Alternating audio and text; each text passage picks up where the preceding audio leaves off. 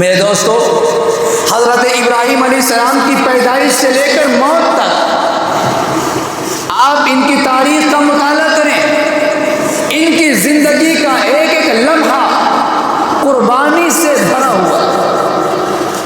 اللہ رب العزت نے حضرت ابراہیم علیہ السلام سے طرح طرح کے امتحانات لیے، کٹھن امتحانات، مشکل سے مشکل ترین امتحانات لیے، اور حضرت ابراہیم علیہ السلام ہر مشکل امتحان کو کامیابی سے پار کرتے چلے گئے اور کامیابی کا تمغہ حاصل کرتے چلے گئے۔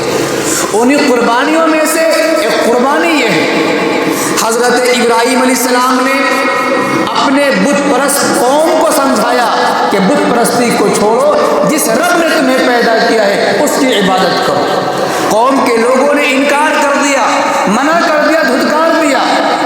بادشاہ نے آگ میں ڈلوا دیا، ان کے ابا نے گھر سے نکال دیا اور کہا تم میرے گھر کو چھوڑ کر کے کہیں اور چلے جاؤ۔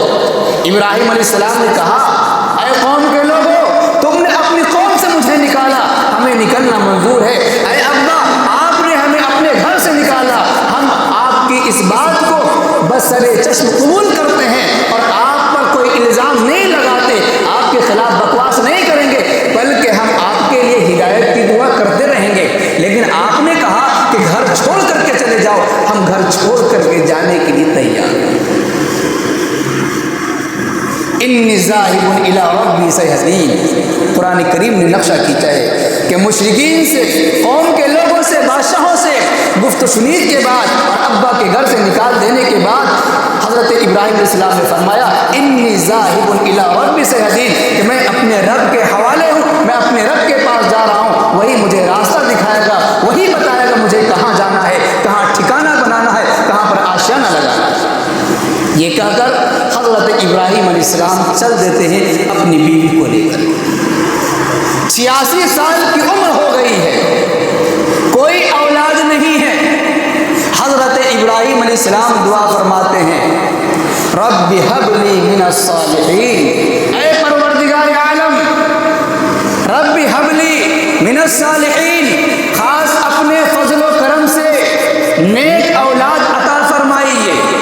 من الصالحین کی تشریح کرتے ہوئے حافظ ابن کثیر رحمۃ اللہ علیہ فرماتے ہیں اے مطیعین، یعنی اطاعت گزار، عوضا من قومہ، ان کی قوم نے جو آپ کو دھتکارا، نکالا، اس کے بدلے آپ کے خاندان کے لوگوں نے آپ کو اپنے خاندان سے نکالا، اس کے بدلے ایک ایسا اطاعت گزار نیک فرزند عطا فرمائیے جو حضرت ابراہیم کی ایک ایک بات ماننے کے لیے تیار ہو، ایک ایک حکم پر لبیک کہنے کے لیے تیار ہو۔ فبشرناہ بغلام حلیم، قرآن کریم نے جواب دیا اے ابراہیم، تم نے صالح اولاد کی دعا مانگی ہے تو ہم نے بھی دعا قبول کر لی ہے، اور میں تمہیں خوشخبری دیتا ہوں کہ 86 سال کی عمر ہو گئی، تم ابھی اپنی اولاد سے محروم ہو، لیکن یاد رکھو خوشخبری دے رہا ہوں بغلام حلیم، ایک ایسے بچے کی جو بہت ہی حلیم ہوگا، بردبار ہوگا، نیک طبیعت ہوگا اور آپ کی ہر بات ماننے کے لیے تیار ہوگا۔ چنانچہ گھر میں 86 سال کی عمر میں ایک پیارے بیٹے کا جنم ہوتا ہے، حضرت اسماعیل علیہ السلام۔ حضرت اسماعیل، یہاں پر ایک بات اور رکھ دیا، حضرت ابراہیم علیہ السلام کے 2 بیٹے، پہلے تو کوئی اولاد نہیں تھی، دعا مانگنے کے بعد ایک اولاد ہوئی، حضرت اسماعیل علیہ السلام۔ تمام دنیا کے علماء عوام کا اتفاق ہے کہ بڑے فرزند کا نام حضرت اسماعیل، اور دوسری اولاد، دوسرے بیٹے کا نام حضرت اسحاق علیہ السلام۔ تفسیر ابن کثیر میں لکھا ہے کہ حضرت اسماعیل علیہ السلام کی ولادت اس وقت ہوئی جب حضرت ابراہیم علیہ السلام کی عمر 86 سال کی تھی، اور حضرت اسحاق علیہ السلام کی ولادت، پیدائش اس وقت ہوئی جب کہ حضرت ابراہیم علیہ السلام کی عمر 99 سال تھی۔ 99 کان عمرہ 99، جس وقت حضرت ابراہیم علیہ السلام کی عمر 99 یعنی کہ 99 سال کی۔ اس کے بعد فبشرناہ بغلام حلیم، ہم نے ایک بردبار بیٹے کی خوشخبری دی۔ حضرت اسماعیل علیہ السلام کی گھر میں ولادت ہوتی ہے۔ قرآن کریم نے آگے نقشہ کھینچا، فلما بلغ معہ السعی، جب حضرت اسماعیل علیہ السلام اس عمر کی پہنچے کہ اپنے ابا کے ساتھ ہاتھ سے ہاتھ پکڑ کر چلنے کی عمر کو ہو گئے، 4 سال 5 سال 6 سال کی عمر ہوئی، چلنے لگے، حضرت ابراہیم علیہ السلام کو اللہ پاک نے خواب دکھایا کہ اکلوتے بیٹے کو اللہ کے راہ میں قربان کرو۔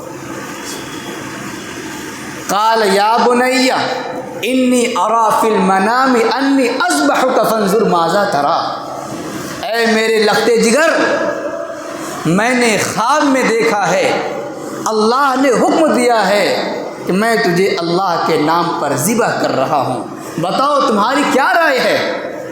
کیا تم ذبح ہونے کے لیے، اللہ کے نام پر قربان ہونے کے لیے تیار ہو؟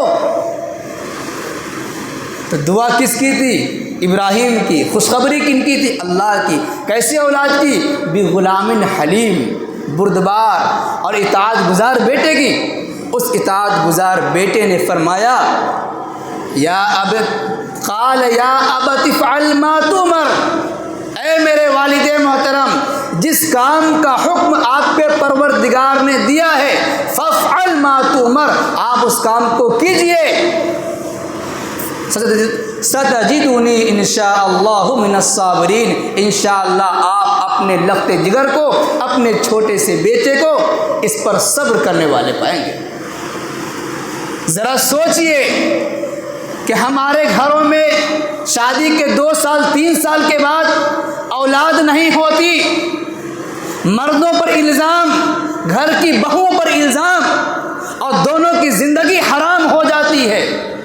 جس گھر میں 10 سال 20 سال اولاد نہ ہوتی ہو، اس گھر کے حال کا جائزہ لیجئے، لوگ کس قدر پریشان ہوتے ہیں، بوڑھے ہو جائیں اولاد نہیں ہوتی، لوگ کس قدر پریشان ہوتے ہیں۔ ابراہیم علیہ السلام بڑھاپے کی عمر کو پہنچ گئے، کوئی اولاد نہیں ہے، اب جب اولاد بھی ہو گئی ہے تو اللہ پاک قربانی کا مطالبہ کر رہے ہیں کہ اے ابراہیم، اللہ کے نام پر اسے قربان کرو، ذبح کرو۔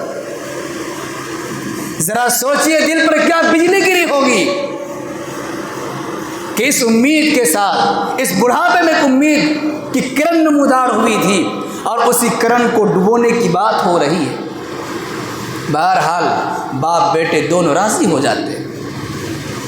کیا کرنا چاہیے؟ تو پھر چلو اللہ کے نام پر قربان ہونے کے لیے دونوں حضرات باپ بیٹے چلے جاتے ہیں۔